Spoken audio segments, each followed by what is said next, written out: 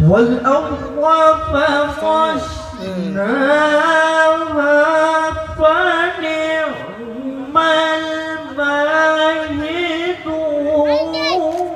الماهدون ومن كل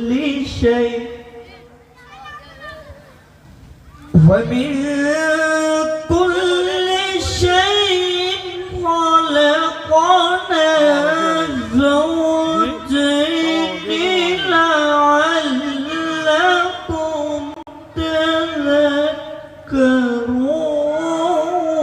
تذكرون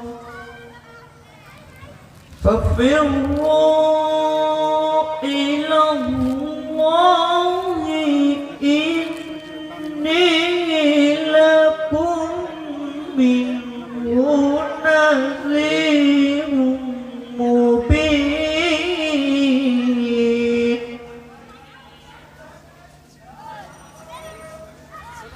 صدق الله العلي العظيم وصدق رسوله النبي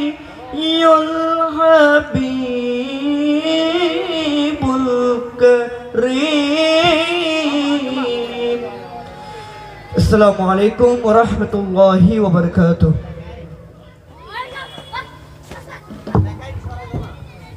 মারহাবা মারহাবা আমাদের মাঝে এসে উপস্থিত হয়েছেন আজকের এই সুন্নি সম্মেলনের সম্মানিত উদ্বোধক জলসা কমিটি বাংলাদেশ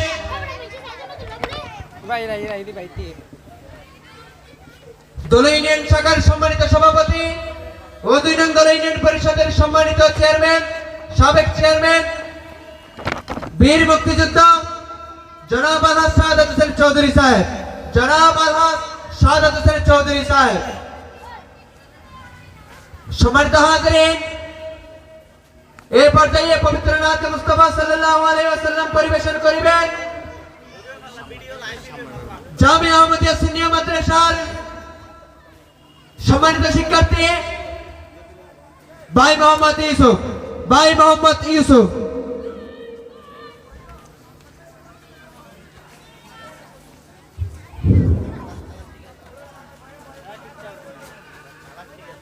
السلام عليكم ورحمة الله وبركاته.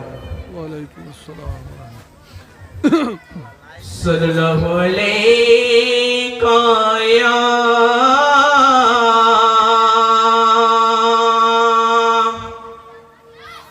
يا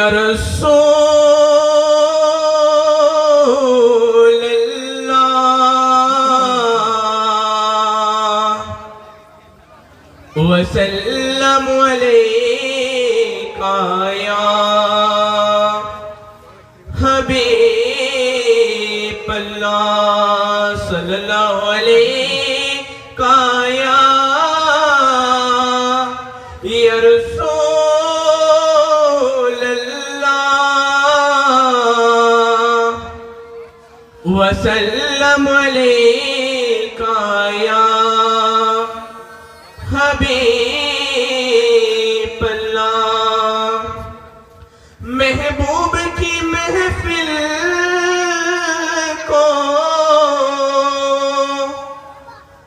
महबूब सजाती है आते हैं वही जिनको सरकार बुलाती है पर ये सल्ले आला रसूलना सल्ले अला मुहम्मदीन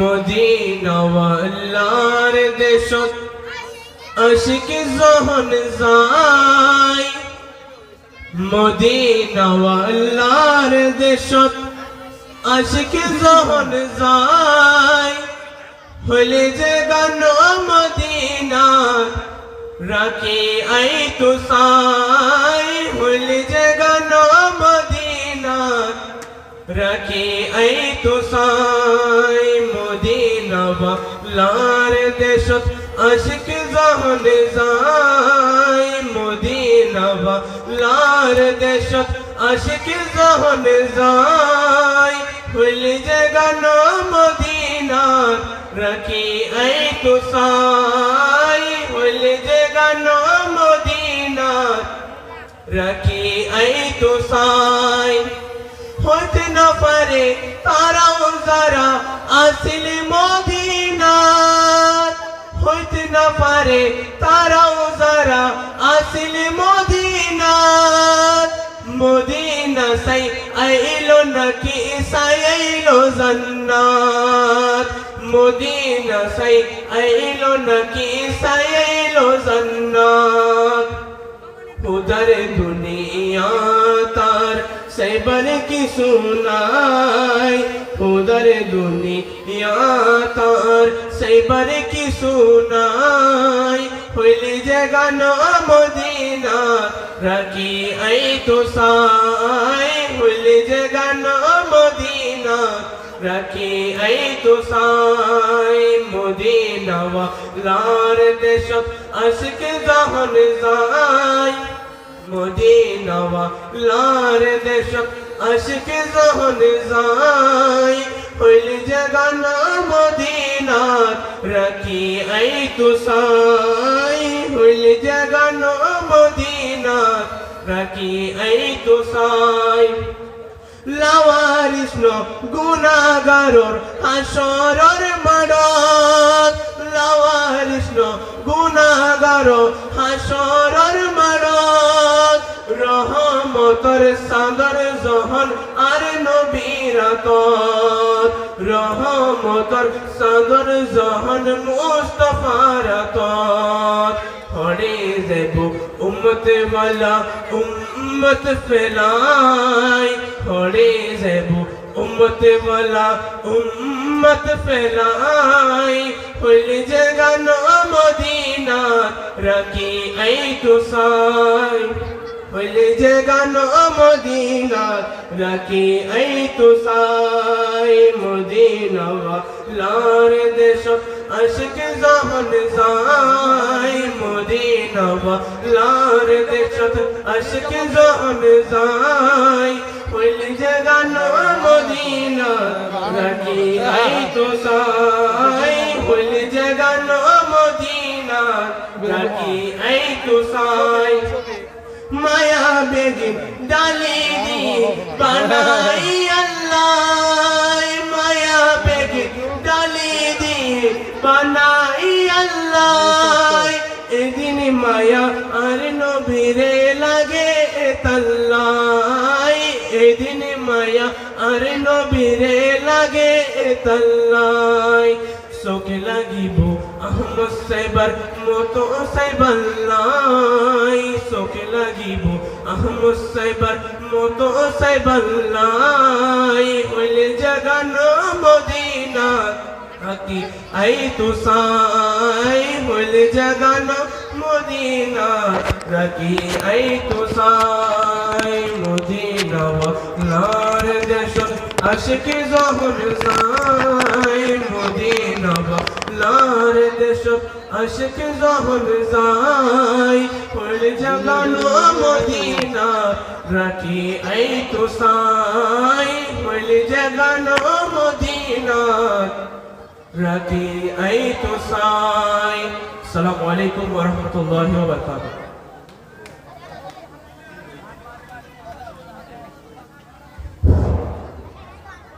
মারহাবা মারহাবা।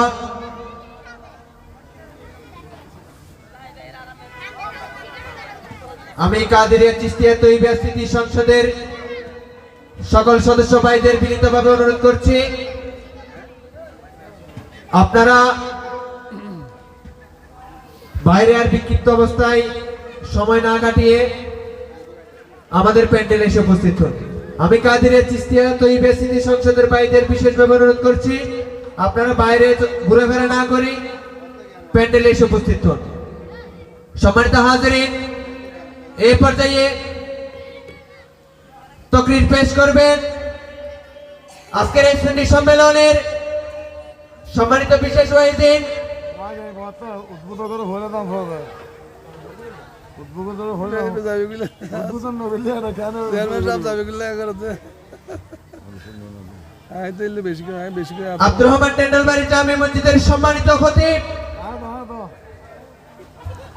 উদ্বোধন হবে তো দুঃখিত, এই পর্যায়ে আজকের এই সুন্নি সম্মেলনের উদ্বোধনী বক্তব্য রাখবেন অনেক বই করুন না গাউসিয়া কমিটি বাংলাদেশ দোল ইউনিয়ন কাটিহাট শাখার সম্মানিত সভাপতি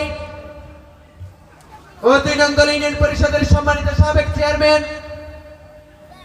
বীর মুক্তিযোদ্ধা জনাব আলহাজ শাহাদাত হোসেন চৌধুরী সাহেব, জনাব আলহাজ শাহাদাত হোসেন চৌধুরী সাহেব।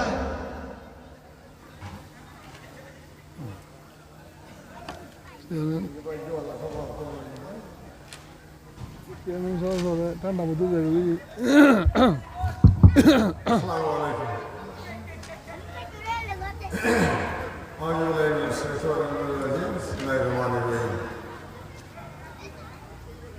পশ্চিমবঙ্গস্থ আব্দুর রহমান টেন্ডলবাড়ি কাদিরের চিস্তিয়া তৈবে স্মৃতি সংসদ কর্তৃক আয়োজিত আজকের এই ২১তম মাহফিলে উপস্থিত থাকার কথা রয়েছেন সম্মানিত সভাপতি, অত্র এলাকার অত্র নারীর সম্মানিত সদস্য, আজকের সভার সভাপতি জনাব মোহাম্মদ আব্দুল মান্নান সাহেব, আজকে প্রধান অতিথি হিসেবে উপস্থিত থাকার সদস্যকে জ্ঞাপন করেছেন গোচি কমিটি বাংলাদেশ দোল ইউনিয়ন কাটিহাট শাখা সম্মানিত সহসভাপতি আমার পরমাত্মীয় আলাল মোহাম্মদ রাশিদুল আলম চৌধুরী সাহেব এবং আজকে যিনি প্রধান অতিথি হিসেবে উপস্থিত থাকবেন হযরতুল্লাহ মাওলানা আহমদ আল চৌধুরী সাহেব এবং বিশেষ আলোচক হিসেবে আর উপস্থিত থাকবেন ঐতিহ্যবাহী যিনি প্রতিষ্ঠান গোচিয়া মনিরা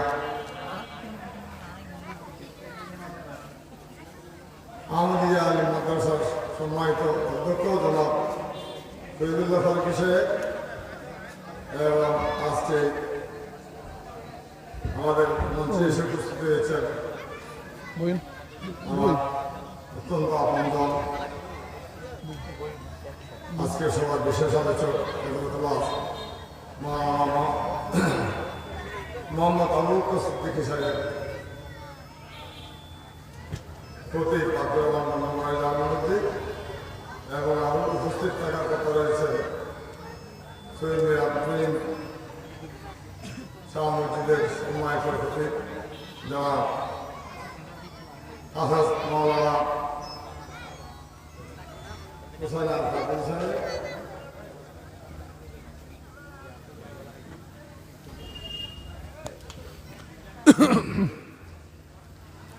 আজকে এই সুন্নি সম্মেলন এই মাঠে বিগত 21 বছর পূর্ব থেকে শুরু হয়েছে। সেই থেকে আমি গুণাগার নাগানামা আরেকটি উত্তর এলাকার মানুষ আপন মনে করে আমাকে একটা না একটা অতিথি হিসাবে দাওয়াত দিয়ে থাকেন।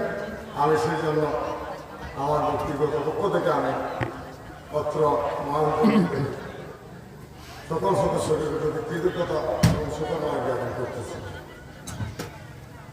অত্র সংগঠনের নাম সর্বপ্রথম যিনি নামকরণ করেছেন আমি তাকে আগ্রহ সম্মান জানাই করেছি, ধন্যবাদ জ্ঞাপন করেছি। তিনি অত্যন্ত ভাগ্যবান একজন ব্যক্তি। আজকের আলোচনা সভা পবিত্র ঈদ নবী এবং ফাতে উজদুম সকল নবীর সেবানবী আমাদের প্রিয় নবী আদম মোহাম্মদ মুস্তাফা সাল্লাল্লাহু আলাইহি ওয়াসাল্লাম এবং সকল অলিগণের সর্দার পিরানে ভেদ দস্তগীর আব্দুল কাদের জিলানী রাদিয়াল্লাহু তাআলা আনহু এবং একজন দেশের বিখ্যাত অলিগ, সমগ্র বিশ্ববিখ্যাত অলিগ আমার গুণাগারকে বারবার ওখানে যাওয়ার সুযোগ দিয়েছে। মামার উপর নামানি খালাই এখানে গান করিবে নামাজ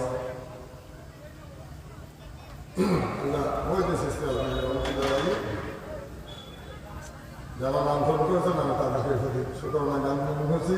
তারা অত্যন্ত মর্তমান ব্যক্তি। আজকের সভার সভাপতি মহোদয় এসে উপস্থিত হয়েছেন, বক্তা উপস্থিত আছেন। আমি এই মাহফিল উত্তরোত্তর সমৃদ্ধি লাভ করার জন্য আমার কাছে প্রার্থনা করব এবং আজকে এই সুন্দর মাহফিলের ইমানি মাহফিলের মানে গুণাগার শুভ উদ্বোধন ঘোষণা করে আমার বক্তব্য দিতে চাইছি। আসসালামু আলাইকুম। মারহাবা মারহাবা মারহাবা মারহাবা।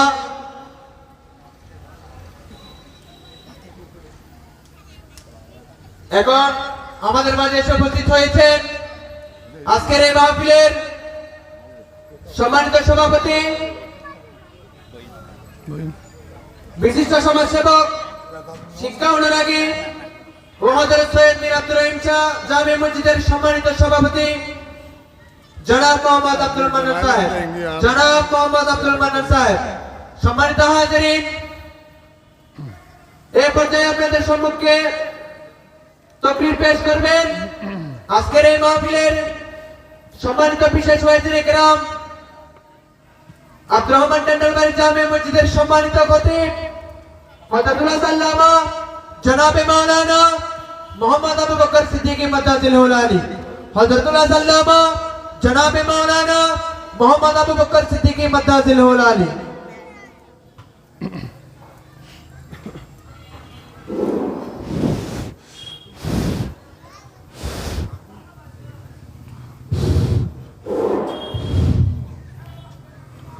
আসসালামু আলাইকুম ওয়া রাহমাতুল্লাহি ওয়া বারাকাতুহু। আজকের এই কাদেরিয়া চিশতিয়া তৈয়বিয়া স্মৃতি সংসদের ব্যবস্থাপনায় ঐতিহ্যবাহী পশ্চিম দলই উচ্চ বিদ্যালয় মাঠ প্রাঙ্গণে প্রতি বছরের ন্যায় আজকের এই 21তম পবিত্র সুন্নি সম্মেলনের আজকের এই আয়োজন বাদে জোহর থেকে পবিত্র খতমে কোরআন, খতমে গৌসিয়া, মিলাদ, আখিরি মুনাজাত এবং বাদে মাগরিব থেকে মাহফিল ইন্তজামিয়া কমিটির পক্ষ থেকে সুনির্দিষ্ট কর্মসূচি মোতাবেক আজকের এই অনুষ্ঠান শুরু হয়েছে। তাই আমি অত্র এলাকার এবং অত্র পরিষদের প্রত্যেক সম্মানিত মুরব্বী, নওজোয়ান ভাই এবং সর্বস্তরের মুসলিম উম্মাহ, মুসলিম ভাইদেরকে উদাত্ত আহ্বান জানাবো। 21টি বছর ধরে আপনারা এই ময়দানের মধ্যে দিন এবং ধর্মের দাওয়াত প্রচারের লগ্নে মাহফিলের ব্যবস্থা করে যাচ্ছেন। তাই যাদের কোনো কর্মকাণ্ড নেই আমি তাদেরকে উদাত্ত আহ্বান জানাবো। যেহেতু আমাদের সম্মানিত উদ্বোধক মহোদয় আসলে এই এলাকার ব্যক্তি বিদায় এবং সোজা সরল এবং অত্যন্ত সুপ্রিয় ব্যক্তি বিদায় ওনার তরতিব মতে ওনার সিস্টেম মতে উনি এসে আজকের এই অনুষ্ঠানকে উদ্বোধন ঘোষণা করেছেন। আমি ইন্তেজামিয়া কমিটির পক্ষ থেকে আজকের এই অনুষ্ঠানের পক্ষ থেকে ওনাকে আন্তরিক অভিনন্দন এবং মোবারকবাদ জানাই। মাহফিলের সিস্টেম হচ্ছে এই, যেহেতু এখানে উদ্বোধকের কথা বলা হয়, কিন্তু উদ্বোধক এসে প্রধান বক্তা প্রধান অতিথির পরে এসে আবার এইগুলা করে, আসলে উদ্বোধক হচ্ছেই অনুষ্ঠানের উদ্বোধন করা।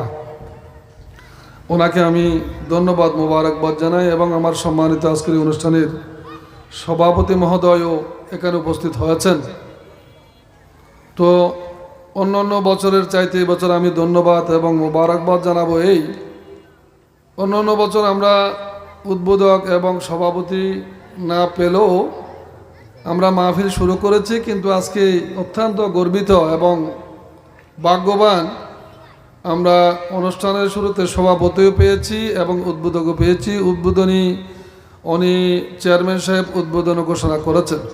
তো সেই জন্যেই আমাদের মহামান্য প্রধান আলোচক বাদের সাথে কি উনি শুরু করবেন। যেহেতু আমরা মাহফিলকে সাজগোজ করার জন্য মাহফিল শুরু হচ্ছে, এটা এলান দেওয়ার জন্য আমরা এসেছি। আপনারা আমাদেরকে চিনেন, আমরাও আপনাদেরকে চিনি। এরপরেও যদি আমার পিতামাতা আমাকে জন্ম দিয়েছেন, কিন্তু পিতামাতা জন্ম দেওয়া বড় কথা নয়, যাদের মাধ্যমে আমি আজকে সুপ্রতিষ্ঠিত হয়েছি তারাই ভাগ্যবান এবং আমি গর্বিত। তাদের মাধ্যমে আমি আজকে দিন, ধর্ম, ইসলাম, মানবতা সব কিছু জানতে পেরেছি। তো সেজন্যেই আমাকে চিনলেও, আমি কিছু বললেও প্রতিদিন বলে যাচ্ছি, প্রতি জুমায় বলে যাচ্ছি, কিন্তু এরপরেও ওখানে কি রয়েছে, ওখানে আন্তরিকতা রয়েছে, ওনাকে দিন ধর্মের কথা রয়েছে, ওখানে আমেলের কথা রয়েছে। তো সেই জন্য আমি প্রত্যেককে উদাত্ত আহ্বান জানাবো, আপনারা নিজ দায়িত্বে মাহফিলে এসে বসার জন্য উদাত্ত আহ্বান জানাচ্ছি। আউযু বিল্লাহি মিনাশ শাইতানির রাজিম। ببركة بسم الله الرحمن الرحيم. الحمد لله رب العالمين، والعاقبة للمتقين، والصلاة والسلام على حبيبه الكريم. أما بعد فقد قال الله تعالى عز وجل في شأن حبيبه ومحبوبه ومعشوقه ومطروده ومجنونه مخبرا وآمرا. وإذن بسم الله الرحمن الرحيم. قال الله تعالى ادعوني استجب لكم. وإذن قال النبي صلى الله عليه وسلم النبي أولى بالمؤمنين من أنفسهم. صدق الله المولانا العظيم، وصدق رسوله النبي الحبيبه الكريم. إن الله وملائكته يصلون على النبي يا أيها الذين آمنوا صلوا عليه وسلموا تسليما. صلى الله على سيدنا محمد وعلى آله وأصحابه وسلم. صلى الله على سيدنا محمد وعلى آله وأصحابه وسلم. اللهم صل على سيدنا مولانا محمد وعلى آل سيدنا مولانا محمد উড়িয়ে যা তুই বাংলার হাওয়া উড়িয়ে যা তুই মদিনা আমাদের সালাম টুকু নিয়ে পৌঁছাই দিও মদিনা আল্লাহুম্মা সাল্লি আলা سيدنا مولانا محمد وعلى آل سيدنا مولانا अरशर निसे सजदाई पड़े कंदे नबी जार जार माफ करे दाओ ওগো আল্লাহ উম্মত আমার গুনাহগার আল্লাহুম্মা সাল্লি আলা সাইয়্যিদিনা মাওলানা মুহাম্মদ ওয়া আলা আলি সাইয়্যিদিনা মাওলানা মুহাম্মদ صلاة يا رسول الله عليكم سلام يا شد وجود الشاء ورحمة للعالمين مسجد وشد हमारो या जमीन صلاة يا رسول الله عليكم سلام يا حبيب बना दो में रसीने को मदीना निकालो बार गम से और सफीना सलातुनिया रसूल अल्लाह अलैकुम सलामुनिया या रसूल अल्लाह उन्जुर हालना या हबीब अल्लाह इस्मा क़ालना सलातुन या रसूल अल्लाह अलैकुम सलामुन या दुनिया मुसाफिर है वो आखिर ठिकाना के बा आगे रवाना है के बा पीछे रवाना सलातुन या रसूल अल्लाह अलैकुम सलामुन या मुअज्जज़ मोहतरम वाजिबुल एहतराम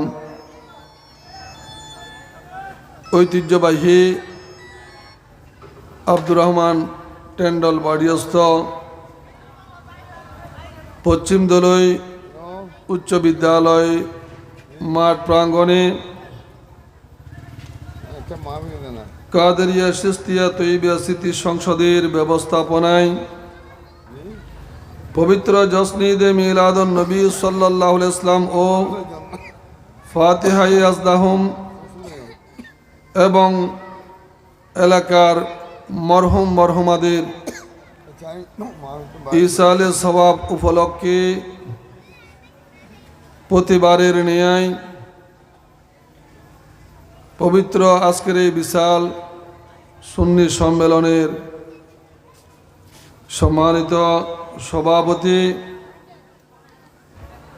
বিশিষ্ট সমাজসেবক ও শিক্ষানুরাগী সৈয়দ মীর আব্দুর রহিম শাহ রহমতুল্লাহ আলাই জামে মসজিদের সম্মানিত সভাপতি জনাব মোহাম্মদ আব্দুল মান্নান সাহেব আজকের এই অনুষ্ঠানে উদ্বোধক হিসেবে উপস্থিত হয়েছেন এবং উদ্বোধন করেছেন ২ নং দল ইউনিয়ন পরিষদের সফল সাবেক চেয়ারম্যান এবং গৌসিয়া কমিটি বাংলাদেশ কাটিরহাট শাখার সম্মানিত সভাপতি, বীর মুক্তিযোদ্ধা, এলাকার সুপরিচিত ব্যক্তিত্ব জনাব আলহাজ শাহাদত হোসেন চৌধুরী সাহেব এবং আজকের অনুষ্ঠানে প্রধান অতিথি হিসাবে উপস্থিত থাকার সদয় সম্মতি জ্ঞাপন করেছেন গৌসিয়া কমিটি বাংলাদেশ কাটিরহাট শাখার সম্মানিত সহসভাপতি আলহাজ মোহাম্মদ রাশেদুল আলম চৌধুরী সাহেব। আজকের এই অনুষ্ঠানে প্রধান আলোচনায় অংশগ্রহণ করবেন অনলবর্ষী বক্তা, সুন্নিয়তের উদীয়মান প্রহরী, বিশিষ্ট আলেমে দ্বীন হযরত আলহাজ আল্লামা এনাম রাজা কাদেরী সাহেব মাদ্দাজিলুল আলী। আজকের অনুষ্ঠানে আমার পর যিনি বিশেষ আলোচকের অংশগ্রহণ করবেন আব্দুর রহমান ট্যান্ডাল বাড়িয়াস্ত সৈয়দ মীর আব্দুর রহিম শাহ রহমতুল্লাহ আলাইহির জামে মসজিদের সম্মানিত খতিব হাফেজ মৌলানা হুসাইন আল কাদেরী সাহেব এবং আজকের অনুষ্ঠানের সম্মানিত বিশেষ অতিথি পশ্চিম দলই উচ্চ বিদ্যালয় সম্মানিত প্রধান শিক্ষক জনাব মোহাম্মদ এমদাদুল হক সাহেব, প্যান্ডেলে উপস্থিত সম্মানিত মুরব্বিয়ানে এজাম, নওজোয়ান ভাইয়েরা, কচিকাচা মাসুম বাচ্চারা, পর্দানসীন হাওয়াতিম মস্তুরাত এলাকার সম্মানিত মা বোনেরা, সর্বস্তরের সুন্নি জনতা, রহমানি ও রহমাকুমুল্লাহ, আসসালামু আলাইকুম ওয়া রাহমাতুল্লাহ। আমি গুনেহগার নালায়েক নাখিসাত মহান পবিত্র জাত পাকের দরবারে অসংখ্য অগণিত শুকরিয়া আদায় করি। প্রতি বছরের ন্যায় আজকের এই আব্দুর রহমান ট্যান্ডাল বাড়িয়াস্ত পশ্চিম দলই উচ্চ বিদ্যালয় ময়দানে 21তম সুন্নি সম্মেলনে আমি গুনাহগার অংশগ্রহণ করতে পেরে আল্লাহর দরবারে শুকরিয়া আদায় করি এবং ওই জাতে পাকের দরবারে হাজারো কোটি দরুদ এবং সালাম, মানবতার মুক্তির দূত, অন্ধকারাচ্ছন্ন পরিবেশকে আলো দান করে আজ পৃথিবীকে দিন এবং ধর্মের বার্তা, ইসলামের বার্তা, আইয়ামে জাহেলিয়াতকে দুলিশাত করে একটি সুন্দর এবং সুনির্মাণ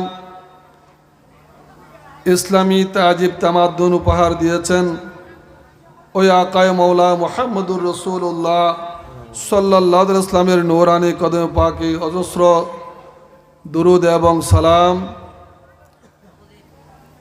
সাহাবায়ে কেরামকে স্মরণ, আবার আল্লাহর ওলিয়ে কেরামকে স্মরণ, বিশেষ করে যার সাহানের মধ্যে যার ছায়ার তলে এলাকা অজস্র দয়া এবং মেহেরবানি পাচ্ছে সৈয়দ মীর আব্দুর রহিম শাহ রহমতুল্লাহ আলাই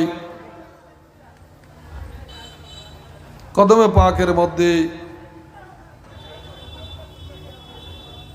অজস্র এবং দয়া কামনা করি। সম্মানিত হাজরানে মজলিস, আজকের এই মাহফিল 21তম মাহফিল। আমি বলবো এই মাহফিলের মধ্যে আমাদের ফায়দা কি এবং আমাদের তরক্কি কি। সেজন্যে আল্লাহ পাক জাল্লা শানুহু কোরআনে করিমের মধ্যে ঘোষণা করেছেন, বিসমিল্লাহির রহমানির রহিম, ক্বাল আল্লাহু তাআলা উদউনি আস্তাজিব লাকুম। সবাই বলুন আলহামদুলিল্লাহ। এটা কোরআনের আয়াত। কাল আল্লাহ তাআলা, আল্লাহ নিজে কোরআনের মধ্যে ইরশাদ করে যাচ্ছেন, কোরআনের মধ্যে বলে যাচ্ছেন, উদউনি ইস্তাজিব লাকুম। এ আল্লাহর বান্দা,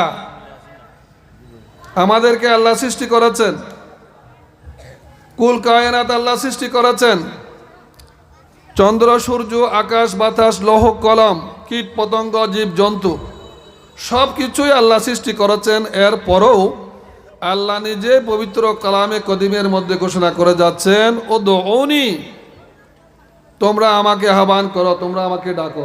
সবাই বলুন সুবহানাল্লাহ। কাকে ডাকবো? আল্লাহকে ডাকবো। কেন আল্লাহকে ডাকবো? যে আল্লাহ আমাকে সৃষ্টি করেছেন। কিভাবে সৃষ্টি হয়েছি? আল্লাহ পাক আলমে আরোহের মধ্যে আমাকে সৃষ্টি করে রেখেছেন। সে আলমে আরোহা থেকে আমার পিতার পৃষ্ঠদেশে, এরপর আমার মাতার কসমের মধ্যে নিমজ্জিত হয়ে ধারণ করে আল্লাহ আমাকে পৃথিবীতে প্রেরণ করেছেন। এই প্রেরণ হওয়ার কারণে আজকে মাহফিলে আসার, আলেম ওলামার কিছু কথা শোনার, কোরআন এবং হাদিসের বয়ান শোনার আল্লাহ আমাকে সুযোগ করে দিয়েছে। সবাই বলেন সুবহানাল্লাহ। সেই জন্যে আল্লাহ কোরআনে বলেছেন, উদউনি ইস্তাজিব লাকুম, তোমরা আমাকে ডাকো, আমাকে স্মরণ করো, আমি আল্লাহ তোমাদেরকেও স্মরণ করব। কি করব? অন্যায় পথে দাবিত হলে, অসামাজিক কাজে দাবিত হলে এবং দিন এবং ধর্মে এই কাজ থেকে বিরত থাকলে আমি আল্লাহ তোমাদেরকে সৎ পথে আসার, সৎ কাজ করার এবং সৎ উপদেশ দেওয়ার সেই ধরনের পরিবেশ আমি আল্লাহ তোমাদেরকে করে দেব। যেহেতু তোমরা যদি আমাকে স্মরণ করো, আমাকে ডাকো, তাহলে আমি আল্লাহ তোমাদের ডাকে সাড়া দিয়ে তোমরা যা আমাকে প্রার্থনা করবে, আবেদন করবে, ওই আবেদন, ওই প্রার্থনা আমি আল্লাহ কবুল করে তোমাদেরকে দান করে দেব। সবাই বলেন সুবহানাল্লাহ। এটা হচ্ছে আল্লাহর কথা। আল্লাহকে ডাকলেই, আরে নয়, একজন ভিক্ষুক যখন সে মানুষের দ্বার প্রান্তে যায়, ঘরের দরজার মধ্যে উপস্থিত হয়, তখন সে ভিক্ষুক বলে,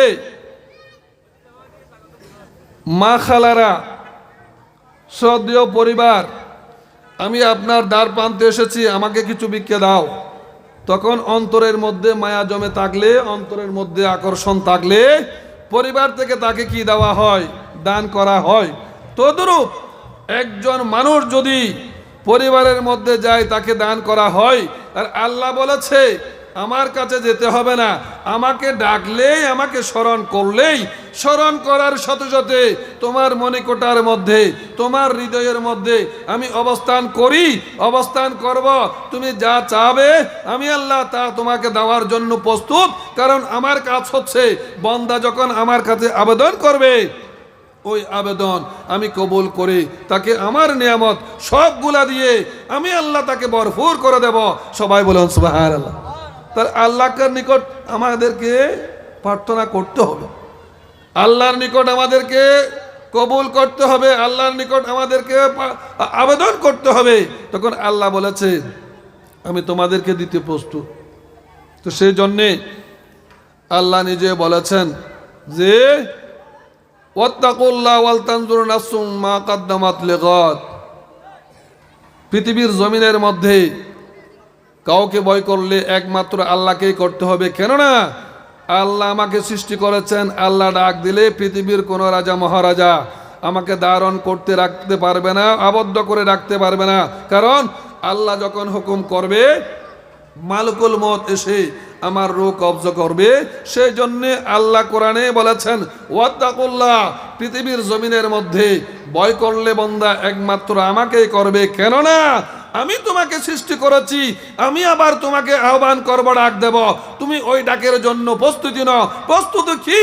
দুনিয়ার জমিনের মধ্যে 50 থেকে 70, 80 বছর, 100 বছর হায়াত পেয়ে যাচ্ছ। ওই হায়াত কোন পথে বিনিময় করে যাচ্ছ, কোন পথে ব্যয় করে যাচ্ছ, এটার জন্য আমি তোমাকে পৃথিবীতে প্রেরণ করেছি। আর সেই দিনের জন্য তুমি বান্দা বান্দিনী অপেক্ষা করো। যেই দিন আমি ডাক দেব, সেই দিন পৃথিবীর কোনো শক্তি তোমাকে প্রতিহত করতে পারবে না। অথচ তুমি আমার ডাকে সাড়া দিয়ে তোমাকে আমার নিকট ফিরে আসতেই হবে। এটা হচ্ছে পৃথিবীর চরিতার্থ নিয়ম। সবাই বলেন সুবহানাল্লাহ। সেজন্যে ওয়াত্তাকুল্লাহ ওয়াল তানজুর নাফসুম মা কদ্দামাত লিগাদ, আমাদেরকে আল্লাহ পৃথিবীতে সৃষ্টি করেছেন।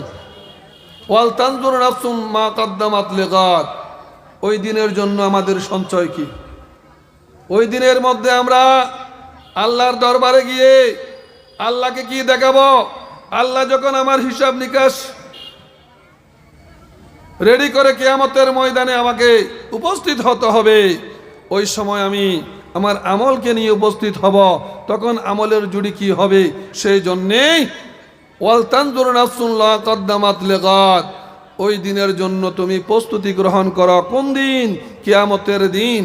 এই দিন, এই রাত, এটা শেষ নয়, এটা শেষের পর আমাকে আল্লাহ কোরআনে বলেছেন কি? তোমাকে মাটি থেকে সৃষ্টি করেছি, তোমাকে আবার মাটিতে যেতে হবে এবং সেই মাটি থেকে কিয়ামতের ময়দানে তোমাকে আল্লাহ আমি উত্তোলন করব। এই প্রস্তুতি নেওয়ার জন্য তুমি কিয়ামতের ময়দানে উপস্থিত হওয়ার জন্য কি সরু সামান জোগাড় করেছ, কি প্রস্তুতি নিচ্ছ? এটাই হচ্ছে দুনিয়া। এই দুনিয়ার মধ্যে আসলেই তোমাকে প্রস্তুতি নিতে হবে। ওই প্রস্তুতি গ্রহণ করে আমায় ডাক দেওয়ার সাথে সাথে তুমি আসবে, তোমার সওয়াল জবাব হবে। তুমি যদি আমালে সালেহা পরিপূর্ণ হয় তাহলে তুমি অবশ্যই জান্নাতের ভাগী হবে, আর যদি আমালে সালেহা বিনষ্ট হয় আল্লাহ তোমাকে নয়, ফেরেশতারা তোমাকে জাহান্নামে নিক্ষিপ্ত করবে। কেননা দুনিয়ার আমল যদি শুদ্ধ হয়, দুনিয়ার কালচার যদি শুদ্ধ হয়, দুনিয়ার চরিতার্থ যদি শুদ্ধ হয়, তাহলে কবর এবং হাসর কিয়ামতের ময়দান অবশ্যই তোমার জন্য নাজাতের উসিলা হবে। সবাই বলে সুবহানাল্লাহ। সালাতুন ইয়া রাসূলুল্লাহ আলাইকুম, সালামুন ইয়া হাবিবাল্লাহ। সেজন্য আল্লাহ পাক কোরআনে বলে যাচ্ছেন ওয়াত্তাকুল্লাহ ইন্নাল্লাহা শাদীদুল ইকাব। আল্লাহ কোরআনের মধ্যে বলে যাচ্ছেন ওয়াত্তাকুল্লাহ ইন্নাল্লাহা শাদীদুল ইকাব। একমাত্র পৃথিবীর জমিনের মধ্যে যদি কোনো দরাশায়ী হয়, কিয়ামতের ময়দানে, কবরের ময়দানে আমাকেই ভয় করতে হবে। ইন্নাল্লাহা শাদীদুল ইকাব। আল্লাহ ঘোষণা করে যাচ্ছে, হে বান্দা, আমি পৃথিবীতে তোমাকে ছেড়ে দিয়েছি মায়ের কসম থেকে, পিতার পৃষ্ঠ থেকে তুমি দুনিয়াতে এসেছ। এই দুনিয়া তুমি পেয়েছ, আলো বাতাস পেয়েছ, চন্দ্র সূর্য পেয়েছ, কীটপতঙ্গ পেয়েছ, আমার নিয়ামত ভোগ করে যাচ্ছ। একার কি শুকরিয়া আদায় করে যাচ্ছ? সবাই বলেন সুবহানাল্লাহ। শুকরিয়া কি? আল্লাহকে আমি একটু মাংসের টুকরা ছিলাম, অপবিত্র পানি ছিলাম, এইগুলা থেকে আল্লাহ আমাকে পবিত্র করে পৃথিবীর জমিনের মধ্যে প্রেরণ করেছেন। আর এত বড় হয়েছি, আল্লাহ আমার জন্য সমস্ত নাজ নিয়ামত সৃষ্টি করেছেন, আমার জন্য নয়, আল্লাহর সমস্ত বান্দাবান্দিনের জন্য। আমরা মুসলমানের জন্য নাকি অমুসলিমের জন্য? শুধু মুসলমানের জন্য নয়, পৃথিবীতে যত মানুষ আগমন করবে প্রত্যেকের জন্য আল্লাহ এই দুনিয়ার নাজ নিয়ামত সৃষ্টি করেছেন। আর যারা এই নাজ নিয়ামত গ্রহণ করে, আহার করে আল্লাহর শুকরিয়া আদায় করবে, আল্লাহ বলেছে আমি ওই শুকরিয়া আরো বাড়িয়ে দেব যদি আমার শুকরগুজার হয়ে যাও। সবাই বলেন সুবহানাল্লাহ। সেই জন্যেই আল্লাহ বলেছেন আমার দ্বারা খুব কঠিন, আমার দ্বারা খুব কঠিন। ওই কঠিন মুসিবতের সময়, ওই কঠিন বিপদের সময় রক্ষা করার কোনো সুযোগ নেই। একমাত্র সে কিয়ামতের ময়দানে রক্ষা করার একজন ব্যক্তি, সেটা হচ্ছে ক্বালান নবিয়্যু সাল্লাল্লাহু আলাইহি ওয়াসাল্লাম আন-নবিয়্যু আওলা বিল মুমিনিনা মিন আনফুসিহিম।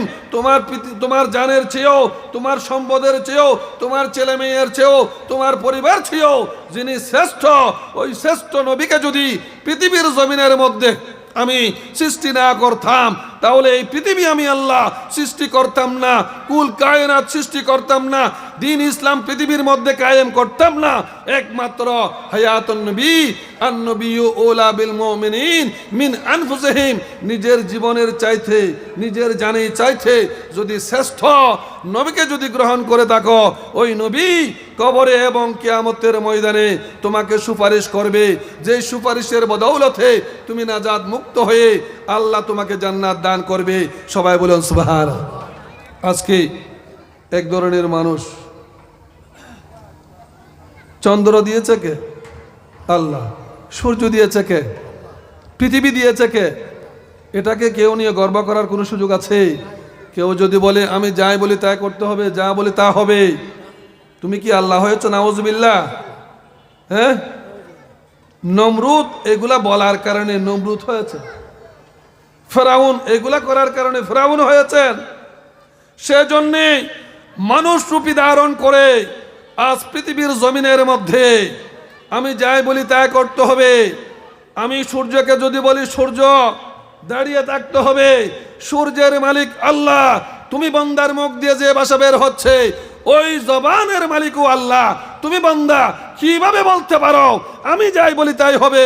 নয়, আল্লাহ পৃথিবী থেকে তোমাকে প্রেরণ করেছে আল্লাহর ওয়াহদানিয়ত স্বীকার করার জন্য, আল্লাহকে মানার জন্য, আল্লাহর বিধানকে গ্রহণ করে তুমি নাজাত মুক্তি হওয়ার জন্য।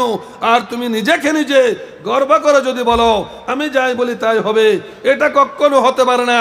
এইগুলা এই আমাদের পূর্বে বিভিন্ন জাত, বিভিন্ন যুগ, বিভিন্ন হাইসিয়ত যারা এই দুনিয়া থেকে চলে গিয়েছেন, ফেরাউন আল্লাহ দাবি করেছেন, সম্ভব হয়েছে? এখনো মিশরের মধ্যে পিরামিড দিয়ে ফিরাউনকে রাখা হয়েছে মানুষ শিক্ষা নেওয়ার জন্য। আর বর্তমান যুগে এসে ওরা যদি বলে আমি যাই বলি তাই হতে হবে, এটাই হচ্ছে ফেরাউনের বক্তব্য। আর আমার নবীকে নিয়ে কুৎসা রটনা করা, মা খাদিজাতুল কুবরাকে নিয়ে কুৎসা রটনা করা, ওই ধরনের ইসলাম, ওই ধরনের ধর্ম, ওই ধরনের মানবতা আমরা চাই না। আমরা চাই আমার নবী, সাহাবায়ে কেরাম, উম্মুল মুমিনিন যারা আছে তাদের শানের মধ্যে যদি গোস্তাকি হয়ে থাকে, ওই ধরনের মুফতি যদি হয়ে থাকে, মুহাদ্দিস যদি হয়ে থাকে, ও আল্লাহওয়ালা যদি হয়ে থাকে, তাদের কথা আমরা মানতে গ্রহণ করতে সম্ভব নয়। কেননা আন নবী হচ্ছে ঈমান, সাহাবায়ে কেরাম হচ্ছে ঈমান, উম্মুল মুমিনিন হচ্ছে ঈমান। তাদের শানে গোস্তাকি করে কেউ যদি ইসলাম কায়েম করতে চায়, কেউ যদি তার মতাদর্শ কায়েম করতে চায়, কখনো সম্ভব না। যেহেতু আল্লাহর জমিন, আল্লাহ বিশেষ করে পাক ভারত উপমহাদেশ, এই দেশের মধ্যে ইসলাম নবী এবং রসুল আসে নাই, ইসলাম এসেছে একমাত্র আল্লাহর মকবুল আউলিয়া ইকরামের মাধ্যমে। সবাই বলুন সুবহানাল্লাহ। সত্য কিনা? আমাদের এই বাংলা বাদ ভারত উপমহাদেশের মধ্যে কোন নবী রসুল আগমন করে নাই। আমরা ধর্ম পেয়েছি শুনে, আমাদেরকে ধর্ম দিয়েছে আল্লাহর মকবুল আউলিয়া কেরামরা। কেননা আল আউলিয়াও, আল্লাহর অলিরা হচ্ছে সত্যের মাপকাঠি, আল্লাহর নবীরা হচ্ছে আল্লাহর নবীরা হচ্ছে মাসুম এবং সাহাবায়ে কেরাম হচ্ছে সত্যের মাপকাঠি। তাদের কারণে আজকে আমরা এই পাক ভারত উপমহাদেশ বাংলাদেশ আমরা মুসলমান হয়েছি। এই বাংলাদেশ তথা এই দোলাই এলাকাও মগ রাজ্য ছিল, তাই বলে কি আমরা তাদেরকে বের করে দিতে পারবো? আমার রসুল যখন দুনিয়াতে এসেছেন সমস্ত পৃথিবী অন্ধকারাচ্ছন্ন ছিল, বর্বরতার যুগ ছিল, আইয়ামে জাহিলিয়াতের যুগ ছিল। আমার নবী যখন দুনিয়াতে মা আমেনার কসম থেকে পৃথিবীর জমিনে যখন পদার্পণ করতে যাচ্ছে, তখন খানে কাবার মধ্যে 360টি মূর্তি ছিল। ওই 360টি মূর্তি তাদের চেহারাগুলা নিচের দিকে করে আমার নবীকে সম্মান করেছে। সবাই বলুন সুবহানাল্লাহ। ইসলাম এমন এক ধর্ম, আমার নবী আসার পূর্বে আর অবস্থানের মা বোনদেরকে জীবন্ত অবস্থায় ফুতে ফেলা হতো, কবর দেওয়া হতো। আমার নবী এগুলা রহিত করেছেন। শুধু তাই নয়, নীল নদের মধ্যে আমার মা বোনদেরকে সাজগোজ করে প্রতি বছর ঢেলে দেওয়া হতো, ডালি দেওয়া হতো। আর এই নীল নদকে যখন ওমর ফারুক রাদিয়াল্লাহু তাআলা আনহু শুধু একটু কাগজের কলম দিয়ে কোচা মেরে যখন একজন দূত মাধ্যমে যখন ওই নীল সাগরের মধ্যে ওমর রাদিয়াল্লাহু তাআলা আনহুর একটি আবেদন, একটি চিঠি নীল সাগরের মধ্যে যখন নিক্ষেপ করলো, তখন সাথে সাথে ওই বছর থেকে একজন সাজগোজ করা মহিলাকে বলে দেওয়ার সে প্রথম হযরত ওমর ফারুক রাদিয়াল্লাহু তাআলা আনহু স্টপ বন্ধ করে দিয়েছে। এটাই হচ্ছে ইসলাম। সবাই বলেন সুবহানাল্লাহ। ইসলাম এইগুলা গ্রহণ করে না। তো সেই জন্যে এত ঘাত প্রতিঘাতের পর আল্লাহ রসুলের যুগে এবং আল্লাহ রসুলের যুগের পরে দিন এবং ধর্মকে নিয়ে যত যুদ্ধ, যত সংঘাত হয়েছে, শুধুমাত্র আল্লাহর ওয়াহদানিয়তকে স্বীকার করার জন্য, পৃথিবীকে আল্লাহকে পরিচয় দেওয়ার জন্য নবী রসুল সাহাবায়ে কেরামের আগমন। সবাই বলেন সুবহানাল্লাহ। তাহলে এই দেশে ইসলাম কায়েম হলে বিধর্মীরা কিছু কি চলে যাবে? নয়। আমার নবীর আদর্শ হচ্ছে এই দেশে যখন ইসলামী হুকুমত কায়েম হবে, যারা সংখ্যালঘু, যারা বিধর্মী, তাদের জান মাল ইজ্জত আবরুত যাই আছে সবগুলা মুসলমান ইসলামী রাষ্ট্রের প্রধান ওনাকে, ওনার সমস্ত দায়িত্ব ওই ব্যক্তির হাতে থাকবে। কখনো তাদেরকে অত্যাচার নির্যাতন করা যাবে না। কিন্তু এখন ইসলামী হুকুমত না থাকার কারণে তাদের উপর স্টিম রোলার চালানো হচ্ছে। আমরা বলি এটা কখনো সম্ভব নয়। কেননা ইসলাম সহধর্ম, পৃথিবীর জমিনের মধ্যে সবাই সহাবস্থানে বসবাস করবে। আমি আমার ধর্ম নিয়ে থাকব, তুমি তোমার ধর্ম নিয়ে থাকবে।